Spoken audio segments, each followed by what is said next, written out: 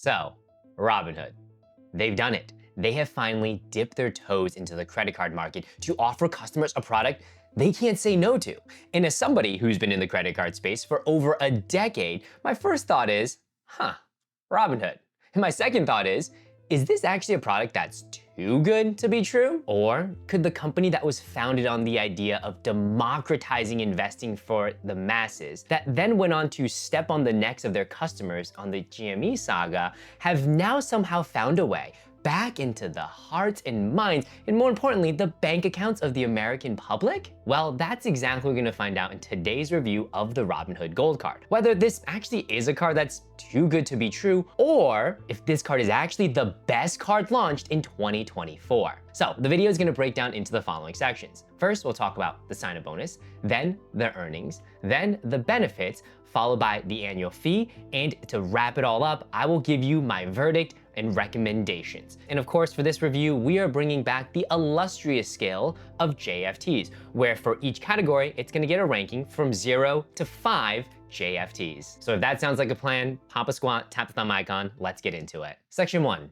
Sign-up bonus. Right now, based on the publicly available information, the Robinhood Gold card comes up with a sign-up bonus of $0. Nada, zip, zilch. You get nothing for just opening the card, which in the credit card points and miles space, that's a big no-no. Of course though, they're not alone. There is another card that I absolutely love, the no annual fee Built MasterCard, which also does not have a sign-up bonus. And that card, the Built card, is really the only exception to the rule. So it remains to be seen whether or not Robinhood could be another exemption to the rule. But for right now, having a sign-up bonus of $0 nets it a 0 out of 5 JFTs. Next up, we have earnings. The Robinhood Gold card will let you earn a whopping 5% cash back if you book travel through the Robinhood travel portal. My guess is it'll be powered by something like a Hopper or an Expedia, so this is totally normal within the industry. This is very similar to what Chase or Capital One does. And this card will also earn 3% cash back for all purchases. No bar, no limit, no special categories. This right here, folks, we're gonna double tap into is very special. It's very unique because there is no other card on the marketplace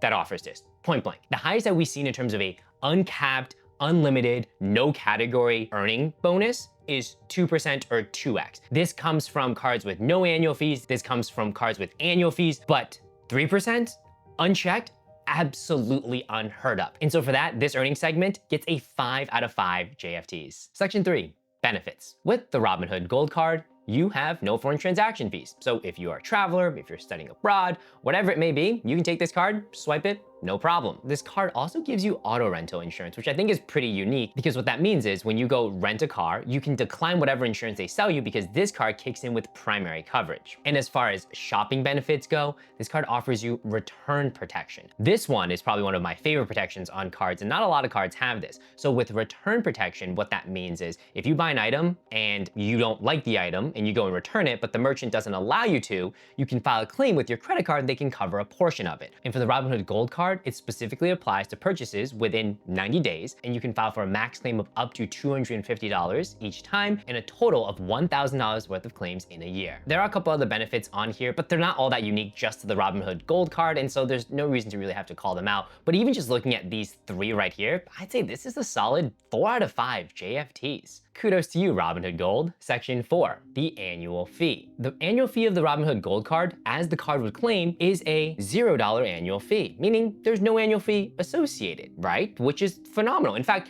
just for that, that's a 5 out of 5. It's free, it's easy. But wait, the fine print here actually says, to apply for the Robinhood Gold card, you need to be a Robinhood Gold member. And to be a Robinhood Gold member, you can either pay $5 a month, or if you paid it in full, you could pay as $50 a year.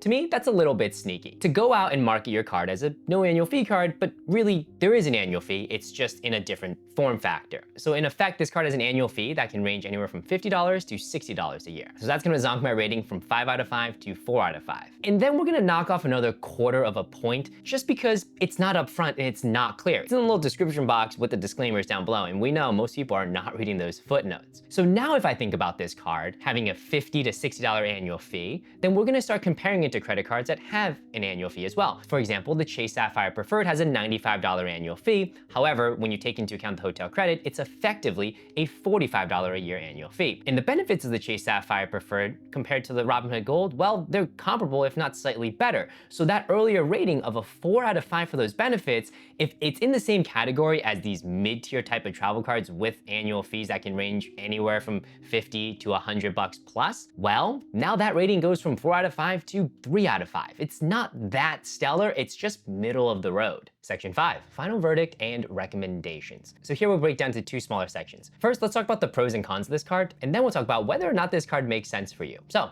let's go on ahead with the pros. The first pro, 3% cash back, no cap, no limit, no category restrictions, incredible. That is like something I'm jumping on any given day if I'm already a Robinhood Gold customer. In fact, it might even make me think about potentially looking at Robinhood Gold just for that 3% cashback if I'm after cashback and if I'm a high spender any given day. The other pro I want to call out for this card is, hey, for some people, this is important. It's metal and it's heavy. Coming in at 17 grams, it weighs as much as an American Express Platinum, as much as the Chase Sapphire Reserve. So for whatever that's worth, if you like shiny, heavy metal credit cards, this one is certainly one. So those are the 2 pros. What are 2 cons I noticed for the card? The first con, this is a product from Robinhood. Robinhood is the company that have managed to get many, many retail investors hooked on investing by turning investing into a game. And so by gamifying investing on their platform, people go on and trade. And do you know what the quickest way to lose money is? When you start going onto a platform and trading every single day. They've also made things like margin access way too easy. They've made things like options trading way too easy. And let's not forget the whole GME saga where they essentially took away the buy button from people to buy into GameStop, and so therefore they could only sell. There's probably a whole explanation of what exactly happened on the back end. The other thing that's come out is that these guys front run their order flows. Basically, the TLDR of it is they can see what type of orders are being put through by their customers, and then they get in front of that and either act on it or sell that data. Now, that action in of itself is not that out of the ordinary, but for a company like Robinhood, who was kind of founded on this idea of we're for the little guy, and we're really here to help you, bring you into the world of investing, where you used to have to be with a big brokerage and pay a bunch of fees, to then turn around and basically be that big guy who's kind of taking advantage of their customer, it says something. And I'll let you conclude what that something is. And so we take it a bit further, and now they're coming into the credit card space. And the second con that I want to call out for this card is that they are working with a smaller issuing bank. And the one thing that is most likely going to be a challenge when they start up is going to be customer service. If they have huge demand for a brand new product in a space that they've never been in, there is going to just be a lot of questions. So expect that if you have challenges and issues, it might take a little while. Now, part 2, should you actually get this card? And I'm going to break this decision into 2 different camps. The first is just math. The second is contextualize in my personal recommendations. So first, let's go with math. This Robinhood Gold card earns you 3% cashback. However, it has a $50 annual fee. And we're gonna compare this to the industry-leading cards right now, which are the 2% cashback cards that have no annual fee. I'm talking about cards like the Citi Double Cash as well as the Wells Fargo Active Cash. So in order to make up the delta between 2% and 3% with a $50 annual fee, all you would need to do is take $50 and divide it by 1%, and that would give you $5,000. If you spend $1 over $5,000 in a year, because mathematically, you're gonna earn more cash back than compared to a 2% card. However, it's not that simple because the Robinhood Gold card has no sign-up bonus, whereas industry-leading 2% cards like the Double Cash as well as the Active Cash both have sign-up bonuses that's gonna give you $200 cash back for spending a certain threshold amount over 3 or 6 months. So we take a look at the Citi Double Cash. So with the Citi Double Cash, by spending $5,000, you'll get $100 in cash back. And if you get the sign-up bonus, you'll get another $200, which means you'll net $300 in cash back. It's the exact same situation for the Wells Fargo Active Cash, where you're gonna in effect net $300 cash back because of the sign-up bonus. So how do we get $300 of cash back with the Robinhood Gold card, which has no sign-up bonus? Well, the only way you're gonna be able to do that is to spend more money. And to figure that out, first we take $5,000 and then we multiply it by 0.3. That's $150 in cash back. However, you've got to subtract out your $50 annual fee. So now the Robinhood Gold card, after $5,000 of spend, has also netted you only $100. And to make up the $200 difference, you just take $200 and you divide that by 3%. And what you get is $6,666.66. And you add that to the original $5,000 you had to spend, which means you have to spend $11,666.66 in order for it to make sense to go with the Robinhood Gold card mathematically. If you're under that, then you should look at just a standard, no annual fee, 2% card. Okay, that was simple enough, right? That's what the math tells it. But what does my gut tell me? Well, here's a couple of cautions and final thoughts I want to leave you with. For one, 3% cashback is good, and it's borderline too good. And it really makes me think, how does this make sense? To give you another example,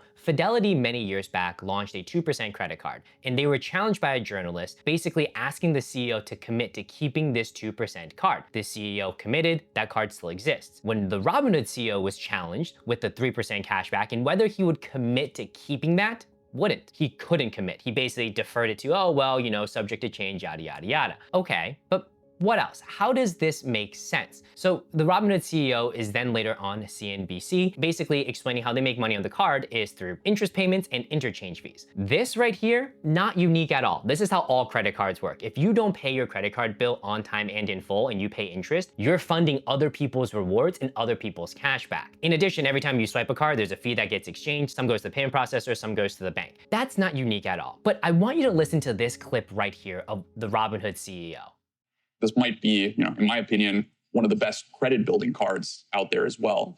And for customers that are using it to build their credit, we do earn the economics on those balances. Did you catch that? He thinks this is a great credit building card. Now, in my experience, after being in the game for 10 plus years, credit building is typically for people who are new into the system or for people who've had some financial hardship and they're trying to rebuild. Both of these people are a bit economically disadvantaged. And he goes on to say about these people, we earn the economics. That means they want to go to a financially vulnerable population, have them get this card that has a $50 annual fee, and then they want them to build credit here. But really, if you think about someone who's credit building, they're gonna keep a balance there because they might not know how a credit card works. And so they're targeting people who are financially vulnerable, hoping that they're gonna make a mistake, hoping that they keep a balance on the credit card so that they can make money on the interest they're charging. That to me, it's diabolical to say this quiet part out loud. Listen, there are credit building credit cards out there that have no annual fee. There are also credit building cards out there from shady banks that do have annual fees. But the way this card is positioned as a mid-tier, almost premium card, and then to say, we want people who might not be financially literate on this platform so that they can hold a balance and so that we can make money off of that because the economics work, folks.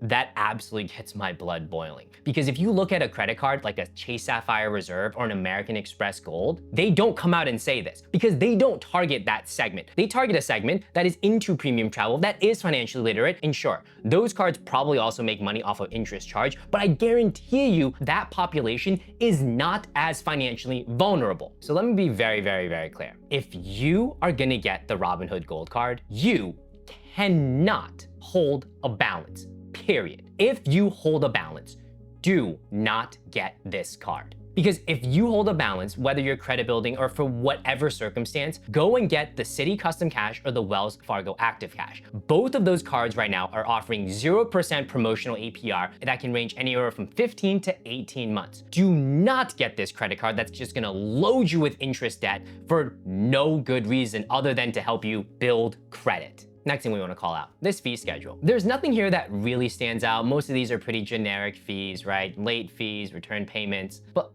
look at that one about replacement card fee. $40?